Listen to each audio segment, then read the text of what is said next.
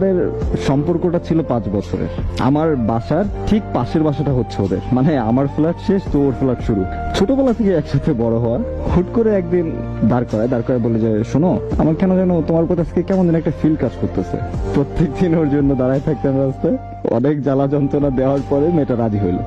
রাজি হওয়ার পরে সবকিছু ঠিক চলতেছিল। বছর খানিক পরে দুই ফ্যামিলি জানাজানি হয়ে যায়। জানাজানি হওয়ার পরেই প্রতিনিয়ত আমাদের দুইজনকে মারধর দেওয়া হয়তো, অনেক প্রচন্ড মার খাইছে দুইজনে। আমি যতবার ওর জিজ্ঞাসা করতাম যে তোমার মারছে, ও ততবার একটা কথা বলতো, ধুর বলদ নাকি তুমি।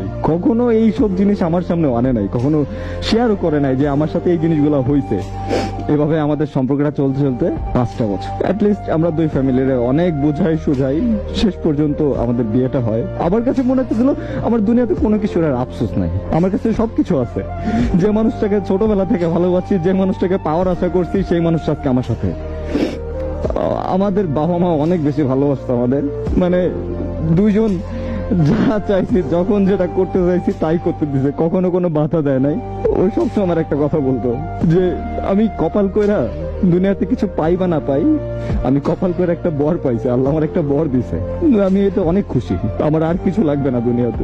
বিয়ের 3 মাস 11 দিনের মাথায় আমাদের এখানকার রেল স্টেশনের কাছাকাছি আমাদের যাওয়ার একটা প্ল্যান থাকে। তো আমি রেল স্টেশনে ঢোকার পরই আমার গাড়ির স্পিড ছিল 30-35 এরকম সামথিং।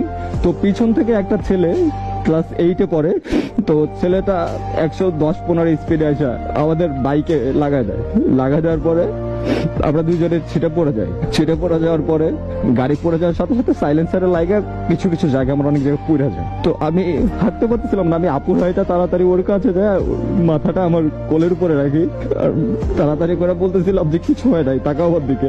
ও আমার দিকে শুধু তাকাইছিল, কোনো কিছু বলে নাই। হাত থেকে ব্লাড পড়তেছিল, চুলা যায়।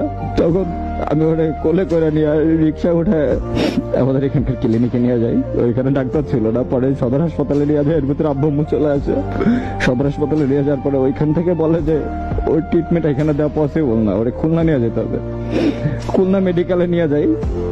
খুলনা মেডিকেলে নিয়ে যাওয়ার পরে ওইখান থেকে ডাক্তাররা বলে যে 24 ঘন্টার ভিতরে যদি অপারেশন না করান তাহলে আর বাঁচবে না। খুব কষ্ট পাইতেছিল তখন, কিন্তু যতবার আমি ওর চোখের দিকে তাকায় বলতেছিলাম আমি আসি না, ও কোনো কিছু করতেছিল না।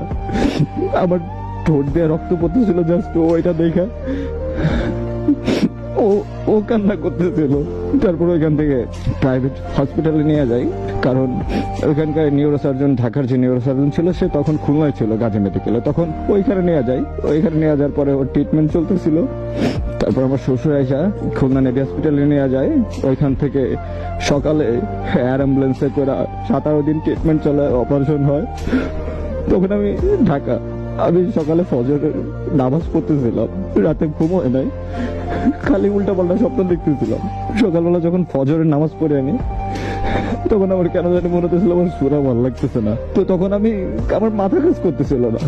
আমি তখন আল্লাহর কাছে খালি বলতেছিলাম, আল্লাহ ওই আমার বউটার উপর যে কোনো কিছু না হয়ে যায়, কার যা হবে হয়ে যাক, তুমি ওরে অন্তত সুস্থ করে দাও।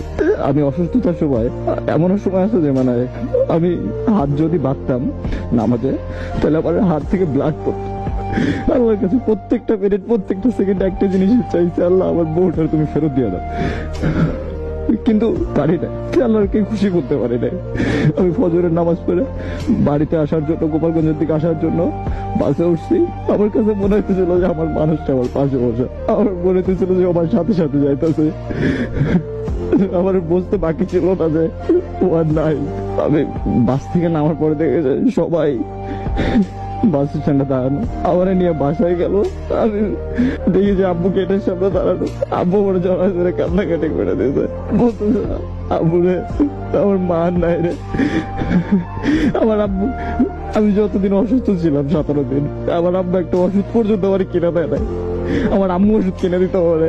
আব্বু বলতো যে আমার আম্মু যতক্ষণ না পর্যন্ত বাসায় সুস্থ আসবে ওরে দেখার দরকার নাই, ওর যা হবে হয়ে যাক, আমার মেয়েটা ঘরে আসতে পারে। আমার আব্বু ওরা তখন দেখছিলাম পাগলের মতো কান্নাকাটি করতে। বিকালের দিকে ওরা নিয়ে আসে, আমার দেখতে দিতে চায় না কেউ। আমি যখন আমার বোনটা দেখি আমার ভালোবাসা মানুষটারে দেখি কি অজস্র পরিমাণে কান্না করছি। আমি এত ডাকতেছিলাম, আমার ডাকে সাড়া দেয় নাই। আমার যদি হালকা শুয়ের খোঁচা লাগছে, সেই মানুষটা পাগলের মতো চিৎকার করছে, আর আমি তার সামনে ভাইয়ের এতবার বললাম। আমি ভাবছিলাম যে এই গল্পটা আমি কখনো শেয়ার করবো না, সে একটা বার উত্তরও দেয় নাই। আপনার এই দুজনের একটা খুব থেকে যায় যে তার গল্পটা আমাদের শোনাইলো না।